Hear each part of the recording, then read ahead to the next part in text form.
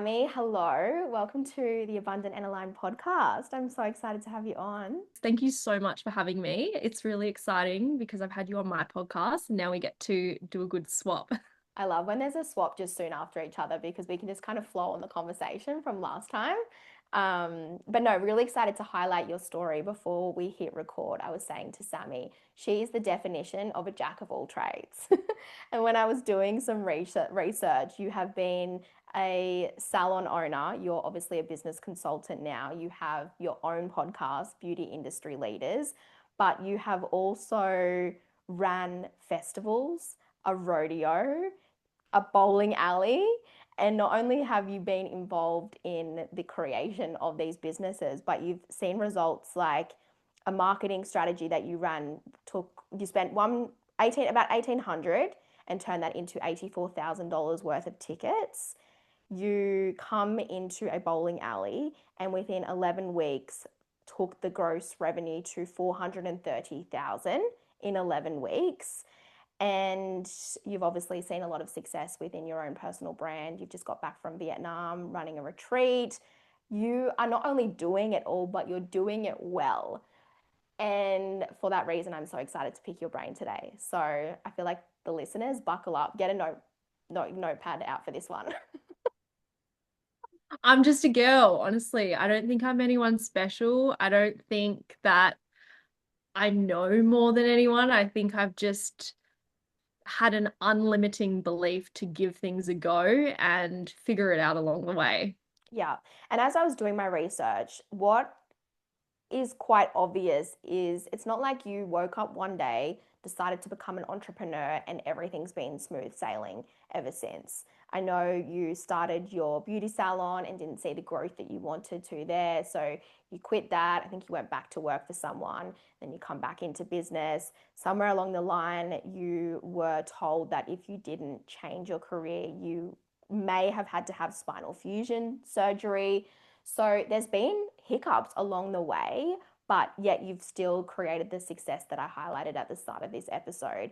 So tell us, how can someone keep picking themselves back up time and time again? And each time you did, things got better and better and better for you. It's really interesting because when you are in the thick of it, you feel like your whole world is falling apart. And I'll give you an example. Last year, we were building a bowling alley, my family and I. We had a we had a 6 month projection for the timeline, and it was going to cost around 600K. Or that's what we thought, you know. So we leveraged all the equity out of our house, and not even a quarter of the way through the project, we pretty much were about to go bankrupt. And so I never forget just thinking, like, how are we going to get money? How are we going to survive? And when we were going through that, you're looking on the news, there's cost of living crisis. You know, they're looking at adding taxes here, and it just feels like your whole world is closing in. And I think you're almost given the opportunity of, like, do you choose to have faith that it will work out? Or do you start blaming everything and everyone else that it's not going to work out? And so if you always choose the faith, you'll open up your mind to find opportunities. And in our situation, we ended up finding neighbors, family, friends. We ended up borrowing up to $1.7 million. It took 18 months, but we got there in the end. And within 7 months, we hit 1 mil. We're sitting at a 35% profit margin. And I think when you're going through those really hard times, it's hard to see the bigger picture. It's hard to imagine if it will work out. But in the moments where you are at the breaking point and you think, you know what, I'm giving up, that's it. Not long after, maybe a day, maybe a week, you will be reminded exactly why you should hold on. And I think the biggest thing that I've had to learn in my whole entrepreneurial career is that you need to be resilient and you need to be resourceful. And having those two qualities will allow you to get through anything. I saw a quote once and it was far too many give up 5 minutes before the miracle.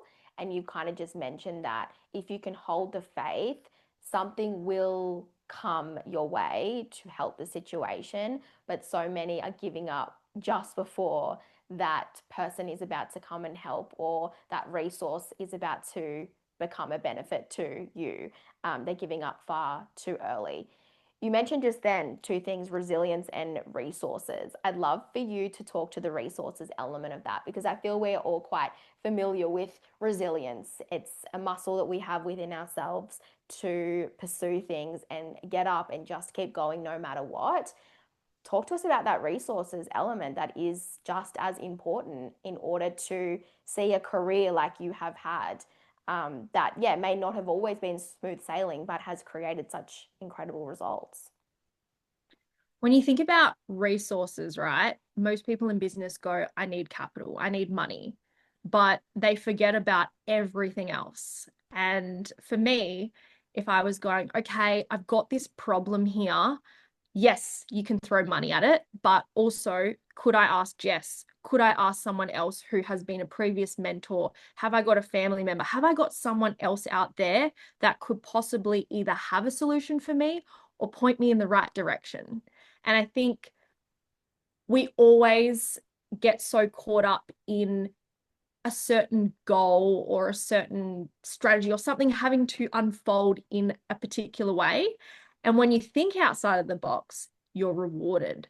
And so there's been so many times where you look at what everyone else is doing and they follow this certain path. But if you want crazy results, if you want to do the unspeakable, you've got to go the extra mile and do what no one else is willing to do. And I think when I talk about resourcefulness, it's not necessarily going to be obvious how to do it, but you just got to ask questions. You got to put yourself out there. You got to face rejection. You've got to think, what would I do if I didn't have any access to money? Mm. And you start thinking the people, the thing, like I just look at my dad and he is so incredible because there's like, I know this isn't to do with business directly, but my car was broken and I had to go get these locks changed and they quoted me $1,000. And he is a sparky by trade. He pulls the doors off. He grabs these little mechanisms, add them in. They don't even like fit anywhere into the car world. But all my locks started working. And it's just, he comes up with these solutions for things that other people will go, oh, no, you can't do that. And so I think growing up with someone like that as your mentor or someone that you look up to, you start going, okay, well, maybe you can't do that, but I can. Mm. Which is takes us to surrounding yourself with people who add value like that to your life. You know, when you can see other people having so much faith, so much resilience, and leaning on resources in not the obvious way, it becomes a part of your toolkit that you can then lean on. And I know that's been a big part of your journey as well, getting yourself into rooms, working alongside mentors, actually rubbing shoulders with people who can eventually be a resource for you throughout your career. Oh, 100%. You know what's wild is that when I was, I think I must have been 20, I did Miss Universe Australia. Oh, And that's another I thing I didn't am mention. not, like, I am not beauty pageant material. I may look good, but I cannot walk like they do on the runway. Like, I am just, I honestly did not fit in. You know, I think maybe because I'm from the country and then I moved to the city, but like these girls were just on a different kind of wavelength to me. I have different values, different priorities. The one good thing that did come out of doing Miss Universe was that I got introduced to this guy, Ken, and Ken sells luxury watches. And so, because I had my own business, I had freedom with my schedule, I started putting protective film on luxury watches. And I'm talking watches that are like $500,000 to $1 million plus. And so, maybe Miss Universe didn't work out for me, but what did work out was having this network of filthy rich people. Like one of my clients, he created an algorithm that predicts the foreign exchange anywhere from 3 hours to 6 days in advance. And he sold part of his algorithm to American Express for $20 million. And now American Express have finished up the whole contract thing with him, and then he's got a 10-year retainer with them. American Express are paying for his living, house, mansion, everything for the next 10 years. So like, can you imagine being this like 20-year-old, like I'm 23 now, but like just being exposed to all these people?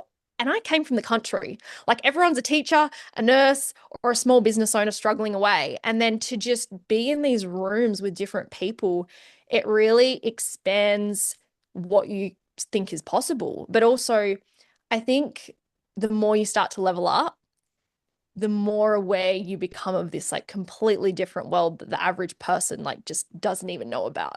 Yeah, we hear of the butterfly effect or just following the breadcrumbs and knowing that a new door is going to open and it's going to be even better than the one you've just walked through. And would you say that, well, let's talk about some moments that is representative of that, things that you could never have foreseen pop up in your career, but have led to something so incredible, like the watch guy.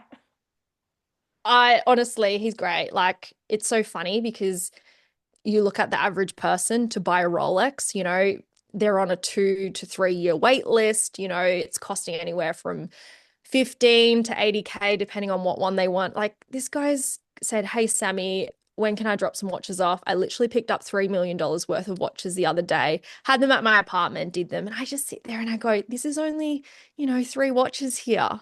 It's just that honestly, like that is probably one of the biggest thing that's happened for me. Like right now, I guess it's weird because I've come from this whole world of family business and struggle, and like it took us 18 years to become an overnight success. Um, it's interesting because I originally thought, you know what? I've seen the family business struggle. I'm not going to do that. I'm going to go to uni. I'm going to get a degree. So I studied acupuncture and Chinese medicine. Like I was going to become a doctor. And then halfway through, COVID hit. The lecturers walked out, mandatory vaccinations, all the things. And my degree gets cancelled. So then I'm like, all right, cool. I had this huge vision that I would have a holistic wellness beauty space. And so at the same time I was studying at uni, I also was running a beauty salon. Now, I was doing 60-hour working weeks. Like I would go to a uni lecture, do 3 hours there, quickly drive 10 minutes down the road, do clients, and I was burning myself out. I had shooting nerve pain down my arms, my neck, my spine, my back. And I went to investigate. And then that's when I found out, oh, I have scoliosis. And like you were saying before, I got advised you either get spinal fusion surgery or you close your business down. I was like, either way, I'm going to have to stop for a period of time or forever. So then I changed careers from beauty into online course creation because that's what I was good at. I was good at getting fully booked. I was good at the marketing and I wanted to teach other people how to do that. And I would say that's before coaching and consulting became a massive thing as well. Now you're looking at it and just so many people are popping up everywhere. And I guess I'm glad that my uni degree got cancelled and my beauty salon didn't work out for me because now I'm in this position where I'm hosting an international retreat in Vietnam and I own a 7-figure bowling alley and I'm podcasting, like all these things that if you would have gone to me in my last year of high school, this is your ATAR score, this is what you set out to do, like I would have gone, oh, okay, well, that's my career. And now it's just nothing like I could have imagined. And I really struggle with goal setting because my life is nothing like what I thought it would be. I just I just have no idea how I got here. But then at the same time, I know I worked so damn hard, like harder than anyone else. And I look at the people that I grew up with in the same country town that went to uni, like no one else is where I am. And I guess on the other side of that, it can be quite lonely because when you have this amount of freedom and success at such a young age, when other people are just getting started in their career and they're struggling along, like I know you have your days where you can just go to the beach and enjoy things because you've created the space, you've worked hard, you've done those hours, you've realized what you wanted, you built that into your week. But when you go, oh, hey, who wants to go to Bali? Who wants to go to Vietnam? Like people just can't drop things and do them like you do at this level. And it sounds so weird to say it out loud because I know I'm young. I know most people wait until they're 40 or 60 for this to happen. So navigating that has also been a really interesting experience. And it's some people's biggest fear. The more successful I become, the more lonely I'll be. And subconsciously, they block that success so that they don't lose that community and that connection. And yeah, it's a very real thing. But it actually does happen to an extent. The amount of friends I've lost since being within the entrepreneur space, yeah, the friendship groups get smaller and smaller and smaller because you aren't as relatable to those people anymore. But I know I'd rather be unrelatable to people than struggling just to be relatable. Do you feel like now, though, with what you've achieved, how your career's pivoted, that most of the people in your network are business owners as well? Yeah, I'm very lucky. I've got some of my best friends are women in business that, and you almost need to lose those other friends to create space for those new ones to come in. If you are listening to this and you're in that phase where you are noticing people are dropping off in your life and you are losing friends, I know it can be quite hard and sad in the moment, but just know it's creating space for women and people to drop into your life who are going to serve you and help you grow, not keep you small and limited. Um, Can I okay, just what? add something to that? Yeah, Like, you know what's wild is like when we go to school or we go to university, we're pretty much spending 5 days a week with people because we're forced to. And so we hold on to those connections thinking, okay, that's who I'm friends with. That's how it's meant to be. But you know what? As you grow more, as you find out who you are, what you value, where you want to go in life, it makes sense that you're going to shed those people because not everyone's on that same trajectory as you. And ultimately, like I know people talk about soulmates. I think there's almost like this concept of time mates where you're on the same timeline for a period of time, but then after you start to outgrow each other. And if you're not growing together, you're growing apart. And that's where, they might have served you being your best friend or being the boyfriend or whatever it is to you for that period of time. But then eventually you go down separate timelines. I love that, time mates. And it is so true. They serve a purpose until they no longer serve the purpose, but someone else will come along. Love that, time mates. Okay, I would love to talk to you about some of those incredible numbers that I shared at the start of this episode. You have a seven-figure bowling alley. You've taken an $1,800 ad spend and turned it into $84,000 worth of tickets, 430K in 11 weeks. Like these are huge numbers and the kind of success that so many women are working so hard to see in some form within their own business. Tell us what you would put that down to if you could showcase an area of expertise or something that you are just so good at that you can say, yes, this definitely contributed to those results. I think my superpower would have to be copywriting.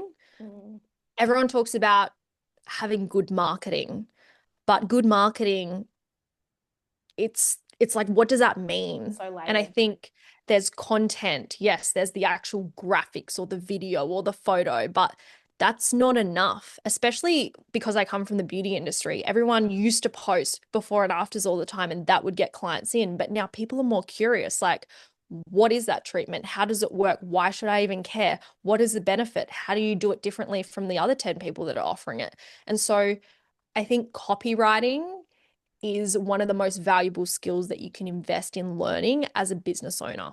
Mm, So, what I mean by copywriting is understanding consumer psychology.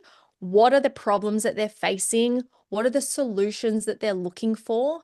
And then being able to communicate it in a way that actually makes sense for them.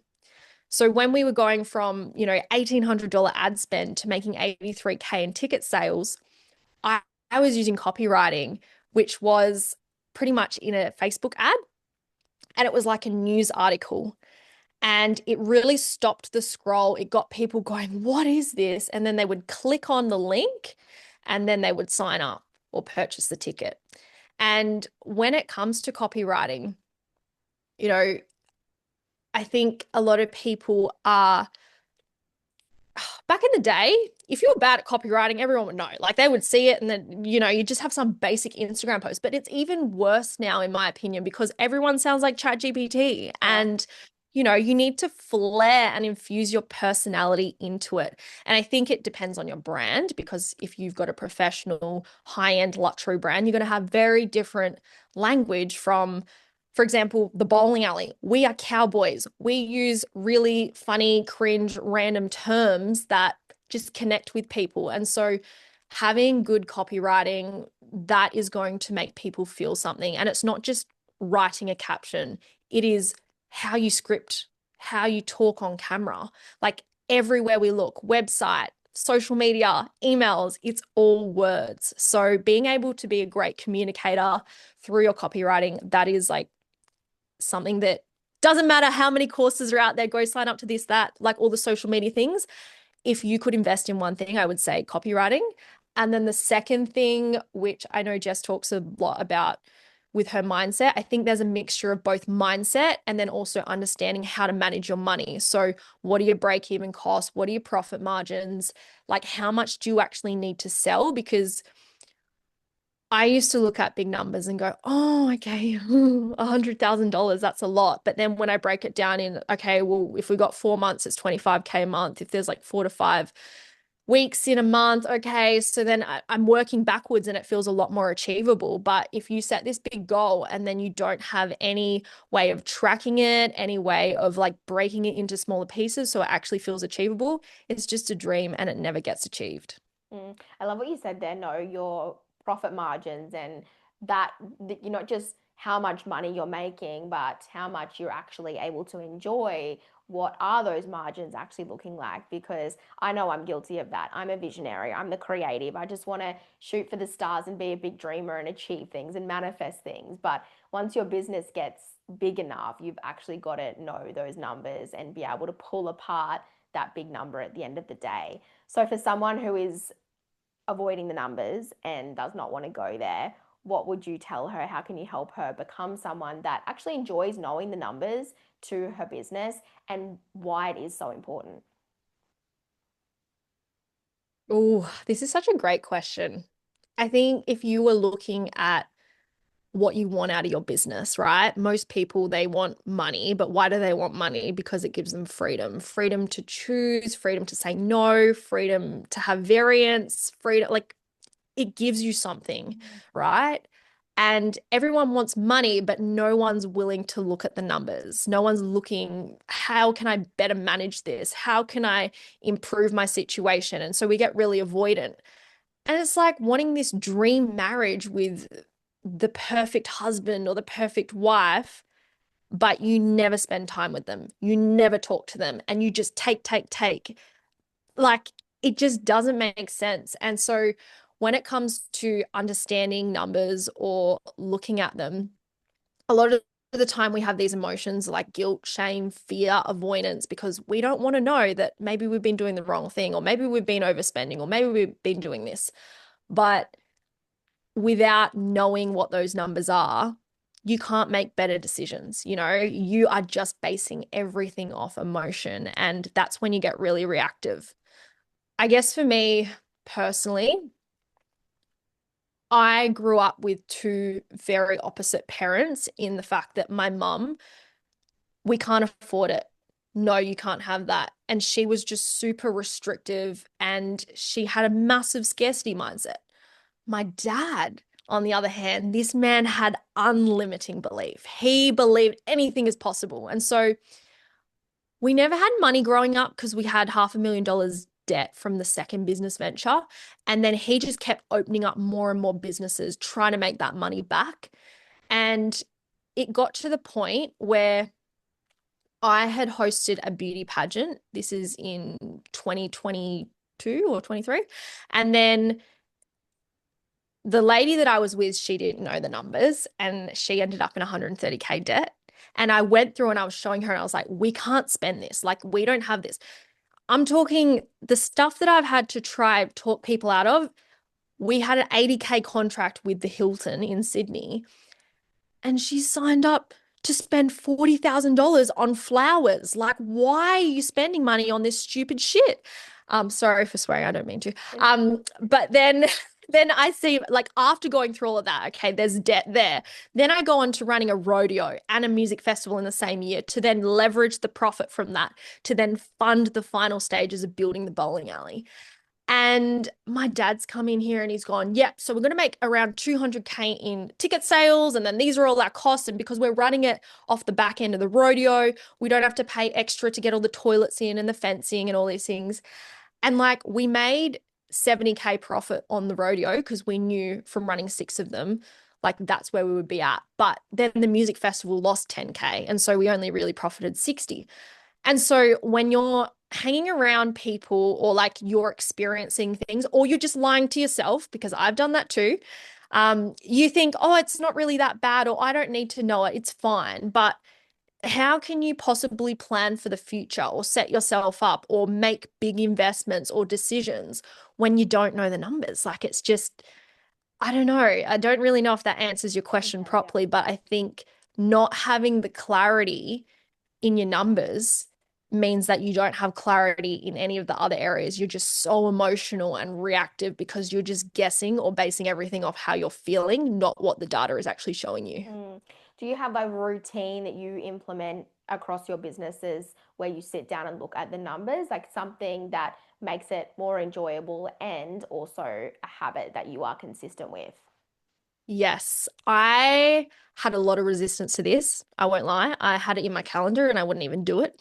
That's Mm. how avoidant I was. And I'm sure if you're listening to this on some level, you'll probably feel the same. But actually setting a money date.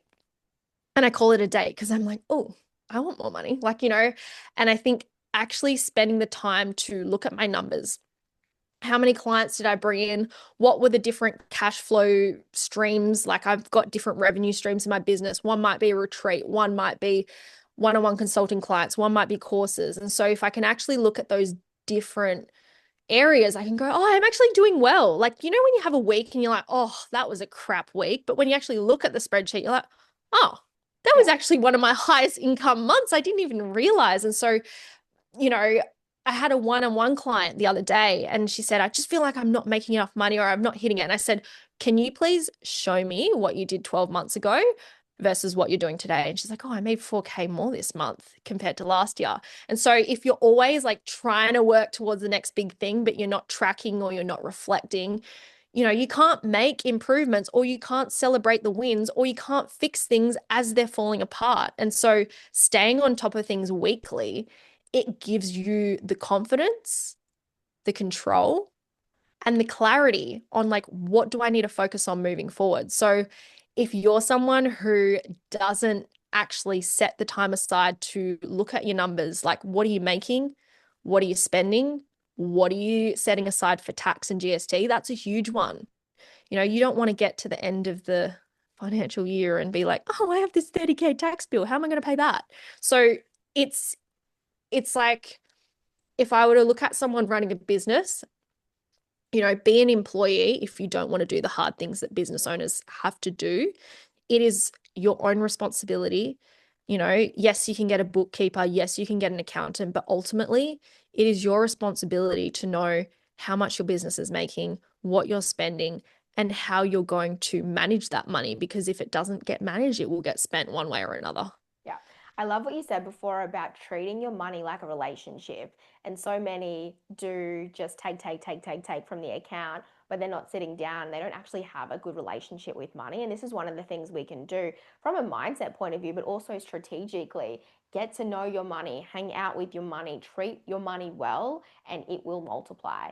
I have not been great with my money dates lately, but I used to love a money date being on a Friday. I would take myself to a bar or a really nice restaurant. I would order a glass of wine. I would whip my laptop out and I would do my numbers like that. And just having more of a feminine, beautiful environment around me while I was doing more of that masculine numbers stuff really helped me with as someone who is not a numbers person and could easily avoid that part of my business if we could, but of course we can't. So I love that you mentioned the money date and the importance of actually managing your money. Now, as we've mentioned, you've done so many different things. Has that come from just throwing yourself out there and saying yes to certain opportunities? Is there a method to this madness? Like beauty salon owner, running beauty pageants, like rodeos, festivals, like all of these they're all so different. You're obviously a multi-passionate person. How has that come to be? And What trait do you have that just enables you to throw yourself into such different environments and make them work no matter what? Because those clients are very different, therefore your marketing needs to be very different. It's all so different. So who is the woman behind all of that? I have so many different answers to this question, which probably just further proves how I am. Like Like, that's the answer to the yeah, like question answer itself. number one is I'm ADHD, I'm Gemini. If you look up my human design, I'm a manifesting generator. Like, I can't stick to one thing. The second answer is when I was growing up, we always had 2 to 3 businesses running at the same time. Like I mentioned before, we had different businesses to try pay off the debt and, try get ahead. So, for example, we had a bowling alley for 12 years. Throughout that time, we were also running, we had 2 drive-in cinemas. Then we also had a go-karting business. Then we also had the rodeos. So, I have never been shown by my parents how to do one thing well. I've been shown how to do different things. And so, as a result, I've struggled with coaches and mentors telling me to niche and you can only be good at one thing. But I was like, throughout my whole childhood, the last 18 years, I have had to learn marketing, I've had to learn finances. Like, I would just focus really hard on one skill for 1 year and then I would become a master at it. And then I would focus, okay, what's the next skill or what's the gap that I need to fix here? So that's the second answer. I think the third thing that when I look at like what is the trait, I think it's realizing that so many people follow other people's definition of success. Mm. This is the pathway you have to go down. This is what you have to achieve. Man, I couldn't think of anything worse, like, getting into over $1 million debt from my uni degree, getting a new car, getting a new house, getting married just to show off to everyone. And then you talk to those people and they're so stressed out and miserable. I was like, I want to retire by 40. How do I do that? I want to have a podcast. I want to travel, but also be able to make money. Like all these things that sound impossible to everyone else. Like I came from the worst high school experience you could have imagined. I got bullied. I did stupid shit. I was doing drugs, the older boys, all the things. I got distracted. And, as toxic as it may sound, and as honest as I'll be, that's a huge driver for why I am where I am today because I am so deeply ashamed of where I came from and who I was that I wanted to prove to everyone.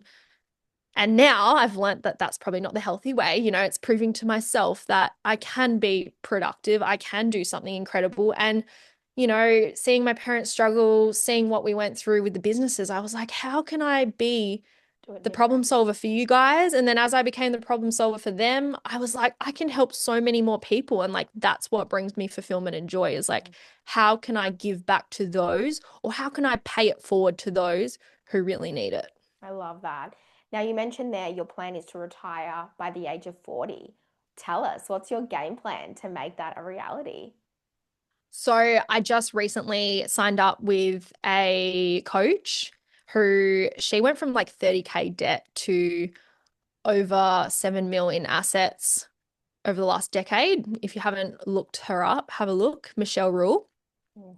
She is amazing. I met her at a couple events and, just talking to her, I realized that most people, they say, I have to have X amount of money before I can start investing, or I have to wait for this, or like there's always these blocks or excuses or thinking that you have to be at a certain level before you can do something. And I was like, all right, I've invested over 150K into learning how to make money and business coaches and courses and skills. But now I want to learn how to invest it. And so we've just worked through how to calculate my financial freedom number.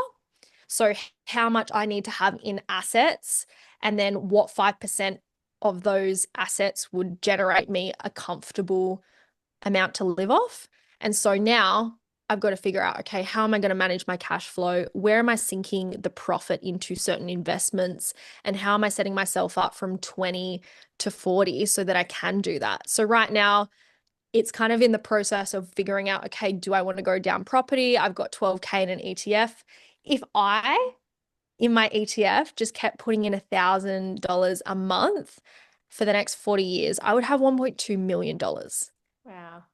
So, like for me, I have time to my Mm. advantage. So I'm doing my best going, okay, like you can, and I have my parents to thank for this because they have no savings. They have nothing other than the bowling alley that's going for them because they've invested everything. But I think the blessing of that is going, how do I set myself up so that I don't have to work until I die just to survive?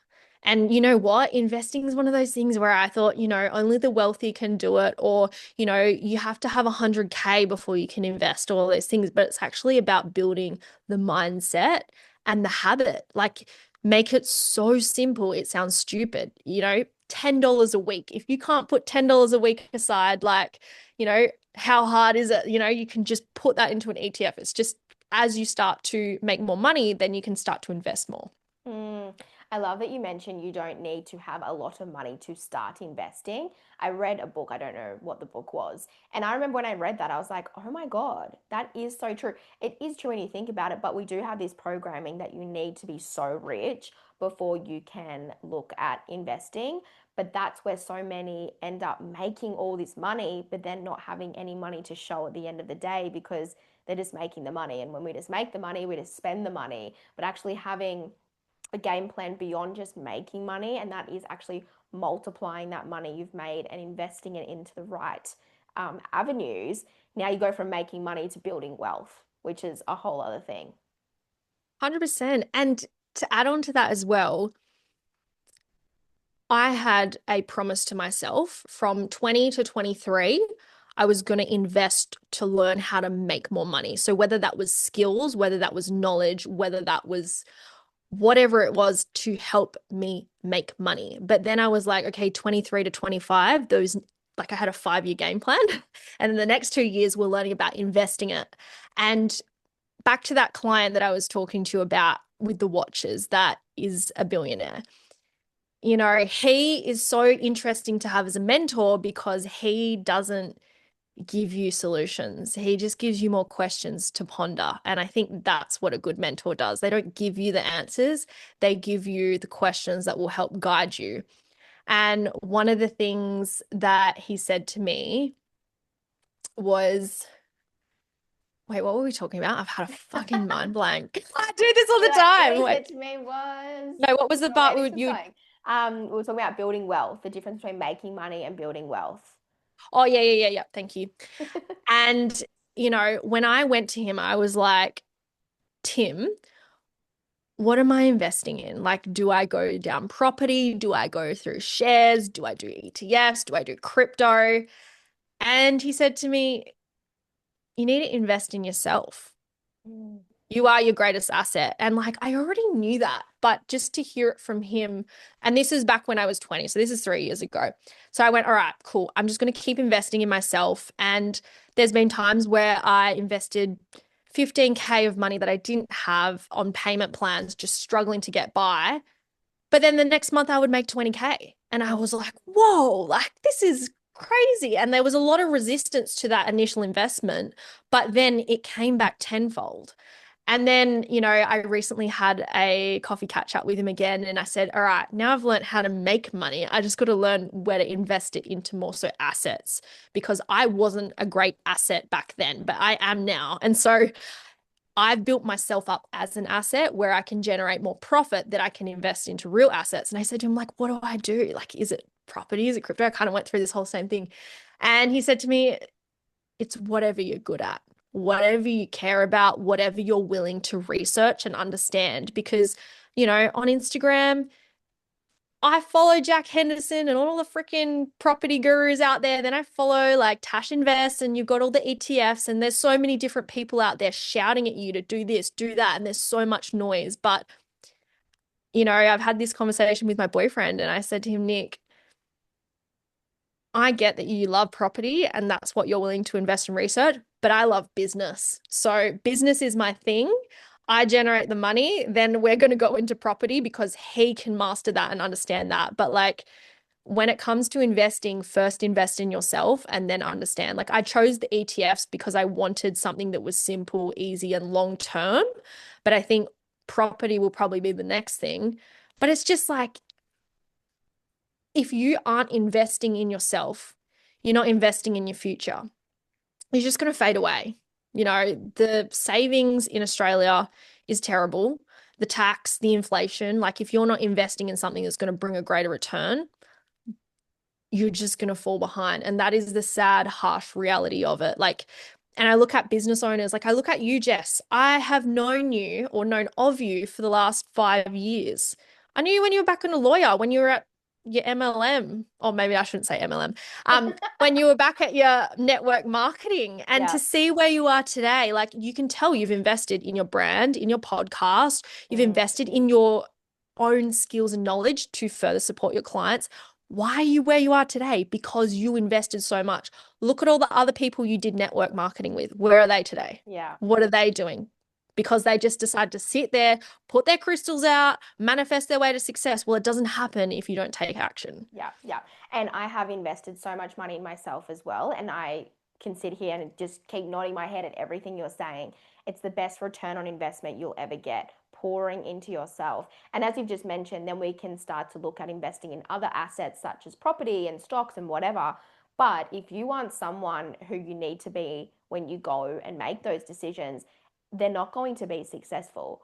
The outcomes or the results that you'll get from investing in these assets is only going to be as good as you are as the person behind all of it. So I love that you've mentioned like you've got to start with investing in yourself, becoming the woman you need to be, and then you can go out and learn about other ways to invest beyond yourself. But I keep using this phrase, you've got to have the vessel in order to hold more and more and more. And yeah, that's always going to be the difference between people who are successful and do have so much to show for it and those who don't. They might have started at the same start line, they may have done the same things, but those who have gone so much further are the ones that have just kept investing in themselves to become a better human at the end of the day. Well, Jess, I know you've recently launched a new program, which is Mm. so exciting.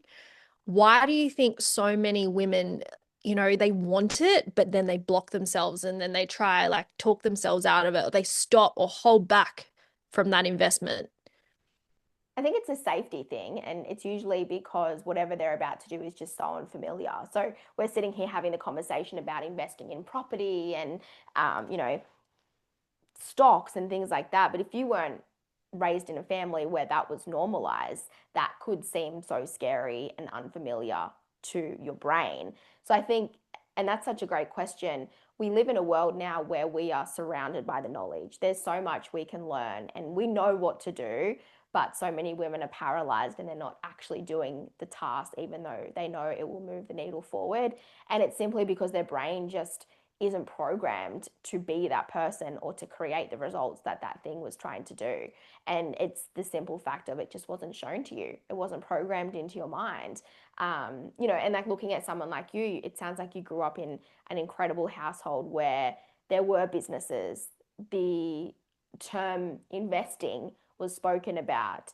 Your No, family were resourceful. no. You're like, I'm not sorry. even joking. I feel so rude cutting you off there, but I'm like, no, my parents had a failed investment property. They lost 250K on it. They're still paying the mortgage off. Wow. They had many businesses that didn't work out. And so I came from failure and Well, that's a struggle huge and testament to hardship. you. Yeah. But that's why I wanted to learn investing, because I didn't want to stay stuck. And so, my nervous system is not regulated in the way that it probably should be. And I remember when I was, interviewing you on my podcast, it was pretty much me having a therapy session on my money mindset, because yes, I've achieved all this success, but it hasn't come without hard struggle. I couldn't even buy myself the Nike school shorts, or, the Asics that everyone had at school. I would work 12-hour days. I'd get paid $20 and I would do that for the whole term just so I could save up and buy something to fit in. And, I know people out there have it harder than that. Like I've been to Vietnam, I've seen these guys, they hustle, Mm. but, you know, I don't want to be put on a pedestal because it's not like I think it didn't come easy. Like everything came with a challenge. Everything came through a massive hardship. And I guess the one thing that I've had to unlearn is that success and building a lifestyle that you want through business it shouldn't always be hard and it shouldn't Mm, always be a struggle. But on the back end, like there's so many different things I think about with this. I know that there's some woman out there who's looking at someone else who's sitting on a super yacht with all their luxury handbags saying you can work 2 hours a day and you're going to make $200,000 a month. And it just, yes, it feels unrealistic. And then you compare and you're like, oh, I suck. Why am I not there? But a lot of the time, the people that are telling you you only have to work 20 hours a week, you can have it all, they put in the hard work for a decade before they reach that stage. And so I know, Jess, you would speak about this. I know we see it on social media, but it's like, don't compare your chapter 1 to someone else's chapter 20 because, to have anything good, I think there is a level of hardship and struggle and sacrifice that it takes to become the master at what you do and to be at that higher level where then you can take a step back and then rebuild the system, the structure to support the kind of life you want to live. But like, don't get me wrong, like the journey, everyone wants what you got, but they don't want the journey it takes to get there. And so you've got to see things through, like I said, the resilience, the resourcefulness to get through those hardships. But then when you do reach that level of success, when you do get there, you've got to almost break your business down and rebuild it in the way that then supports the lifestyle you want to live. Otherwise, you will struggle forever and you yeah. won't do anything to change it because you are so familiar with that struggle, that pain, that burnout, that it feels more comfortable than what Jess is teaching, which is being able to have a regulated nervous system, being able to create space without feeling guilty. Oh my gosh. Yeah, and I love that you use the word like becoming. Like there is always a season of becoming, whether it is becoming a master at a skill or becoming a business owner or becoming whatever it is that you want to get to. But yeah, we look at these people with the life, but there was that season of becoming and putting in the work, whether it was externally or within themselves.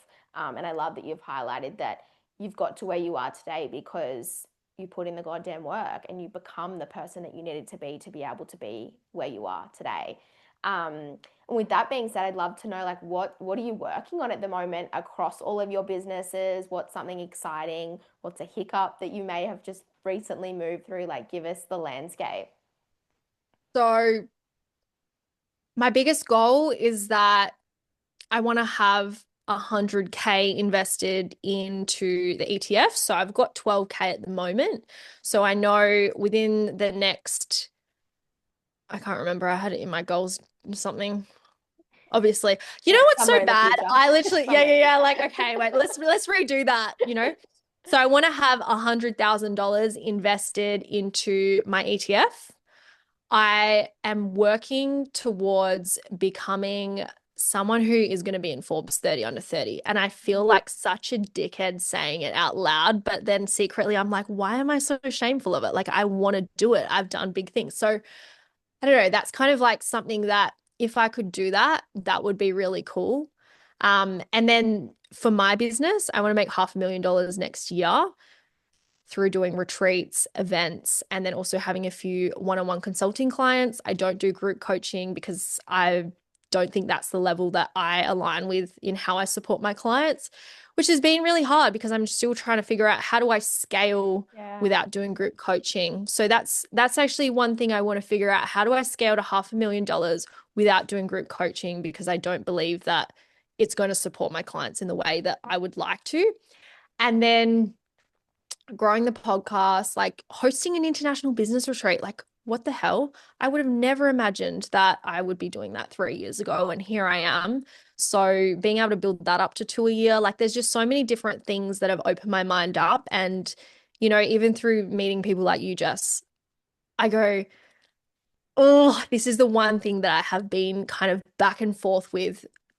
Do I just keep going really hard in the beauty industry or do I niche out? Because I meet people like you and I'm like, that's who I want to collaborate with. That's who I want to work with. I don't want to host a business retreat that's only for beauty when I could be helping service-based business. But, like I was saying, that whole thing with niching, if you're known and you support those people, your messaging is clearer, it's definitely a lot easier for you to attract clients and grow. Yeah. So I don't know. I don't really know what's in store. Like the biggest hiccup, 100% self-worth and money mindset. Mm, because I think if you listen to the podcast where Jess interviews me, I have been through a lot of different things and I always have it together. I don't really cry, I don't really show emotion because I've created this rock hard shell to get through what feels like is impossible for most people. But on the other side of that, it's made me closed off in my relationship. And for someone like I'm dating someone who's a Pisces, so very emotionally intuitive. And me, on the other hand, I'm like, YOLO, we keep going. Like, I just don't think about it. So I think I want to become the type of person who stays grounded, genuine, and I don't want to lose sight of myself with the more money I make.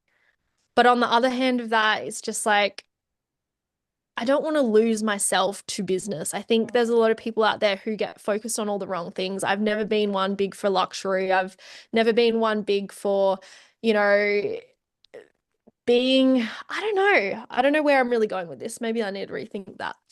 yeah. But deep down, I just think my biggest hiccup is figuring out how do I actually hold space for what I'm proud of achieving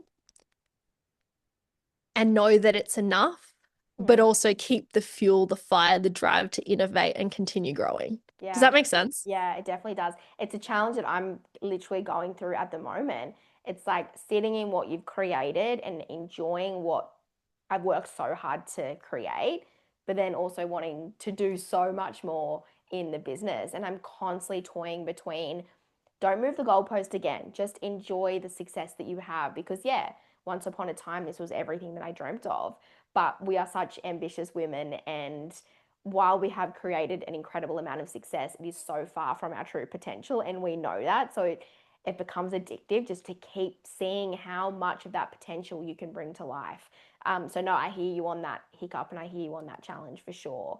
And as you've mentioned as well, not losing yourself to business. Again, it's something that I'm really sinking my teeth into at the moment. I've always been a very authentic person, but online, I think sometimes the lines can become a little bit blurred, especially when we see certain marketing strategies working or trends on social media, and subconsciously we just jump on the bandwagon. And then one day we're like, wait, what the fuck am I saying? Like, I don't talk like that off camera, or I wouldn't do it like that if I hadn't have seen her do it like that. So really questioning absolutely everything I'm doing in my business, and more than ever just being so firm in my own lane and doing it my way regardless of whether, you know, people around me are doing it and if it's working for them. So um yeah, no, I hear you on the challenges, and it's with every new level comes a new devil, right?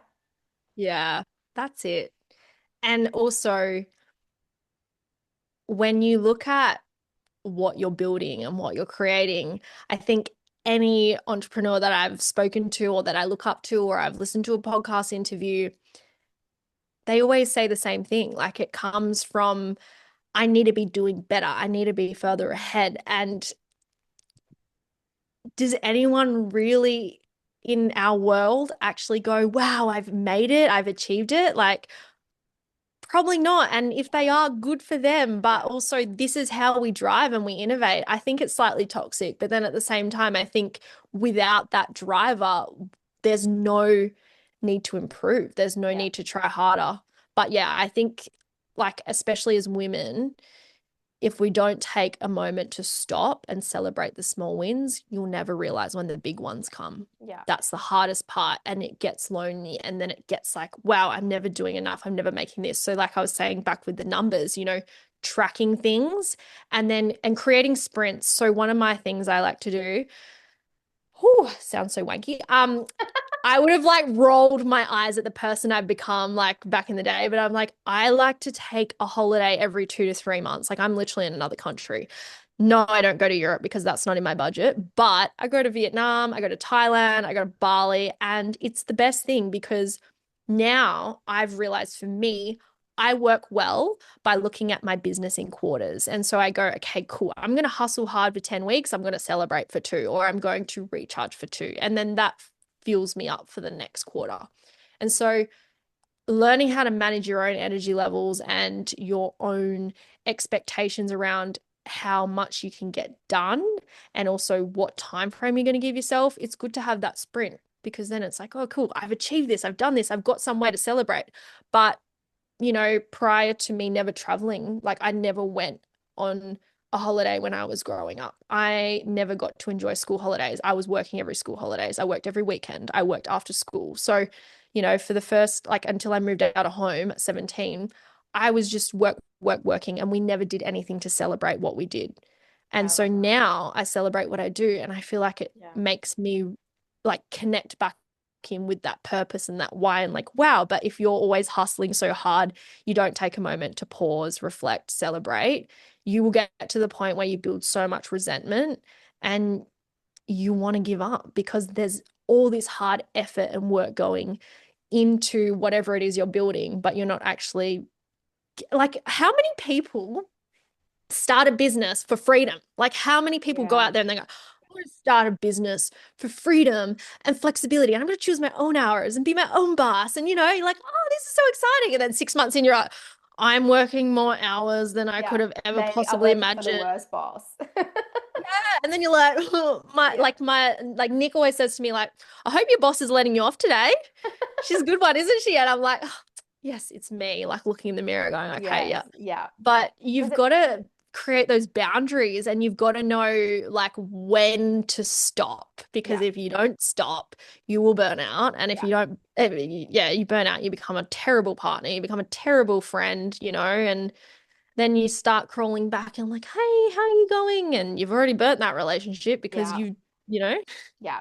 And what's success and money without the fulfillment? Like, there is no point in having exactly. it. And it actually, you're worse off than what you would have been if you didn't have the money and the success. So it's funny you've said all of that. The episode I just came from before we hit record on your episode was with a health practitioner, and she was talking about the need to slow down more. Yes, you can be ambitious. Yes, you can be driven. Yes, you can do incredible things. But on the other side of that, you've got to have these breaks like you've just mentioned where you take yourself away or you just take a little bit of a break. Otherwise, yeah, you'll have the money, but you'll be lonely and sad and burnt out and you won't be enjoying any of it at all. So I'm off for a holiday tomorrow actually. I'm only going to Sydney, but I'm taking the week off. I'm out of Telegram with my clients, offline kind of, and I'm so excited just to take a second because it's been a big couple of months and the girl needs. What's the first thing you're going to do to like celebrate that you're on holiday? Well, just like throw my phone over the balcony into the ocean and watch it go away. um, That's so fair. and a big fat glass of wine. Do you know what I did the other day? I went on Facebook and I blocked the news. I was like, I am so Ooh, done with this. I'm just going to block. I don't even want to unfollow because then it comes up in my suggested, like, just block get that out. out Like, of how here. much Yeah, better is life when you take the first, if you're on your phone, like addicted, like I have a very bad phone addiction. Hi, my name's Sammy. I have a phone addiction. 6 to 8 hours a day because of work, which doesn't really help, especially if you're editing a reel or you're in yeah, between voice notes. Like, I'm so ashamed of how many hours I spend on my phone. yeah. And I literally turned it off for the whole weekend. And the first 12 hours, I am like itching. And then I'm I like, know. no. And then my happiness levels, my gratitude, my Yeah, fulfillment, my presence in the moment, it just changes so much. And I think you going on that holiday, you doing that for yourself, you're going to come back with so many more fresh yeah. ideas and inspiration because you've actually unplugged for a moment. My assistant was asking me about some events that we've got coming up at the end of the year, and I just said park this until my week away because you are not getting the best version of me at the moment, and I know I'm going to come back with some new ideas that I'll bring to the table, but for now we are not going to go there because it's true, like Oh, you open the portal for new ideas and that creativity just drops in the moment you let go and surrender, which happens so naturally when you are on holidays with your phone in the ocean and a nice glass of wine in your hands. do you know what I think the key is to building a successful business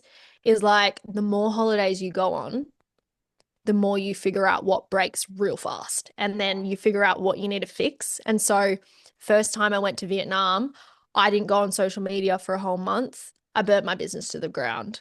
But you know what? Like it taught me a lot about what I needed to build in terms of systems and Yeah. having the support. Second time I went to Vietnam this year for a month and my socials kept running, my podcast kept Mm, running, money was flowing in. I was like, this is good. And then I just went recently for 10 days and I was like, oh, I have nailed this. And so if you feel like you can never take a step away from your business, more than anything, you probably need to take a step away from your business so you can figure out what you need to fix. Like sometimes you just need things to break mm, so that you can figure out what you need to focus on. Because if you're just constantly trying to hold everything together and you're running like the little hamster on the wheel, it's hard for you to actually see what needs to be focused on because you're trying to do it all. But if you take that step back just for a moment, you'll start to see where you need to focus your attention and energy. You plug that hole, and then it just gets to be easier and easier as time goes on. So I'll be interested to find out what you walk away with in terms of like, what do I need to focus on? What do I yeah, need to that's a good fix? idea. Like what falls to shit because that Yeah. needs some attention. I like that. Well, Sammy, thank you so much for coming on the podcast. I've loved this conversation. I knew we were going to cover all the bases, so thank you. Where can my audience find you if they feel really connected to what's going on behind the scenes that they may like to plug into? Thank you so much for having me. And thank you so much if you've listened to this episode for me ramble. I really appreciate it. Hopefully, you found me interesting somewhat.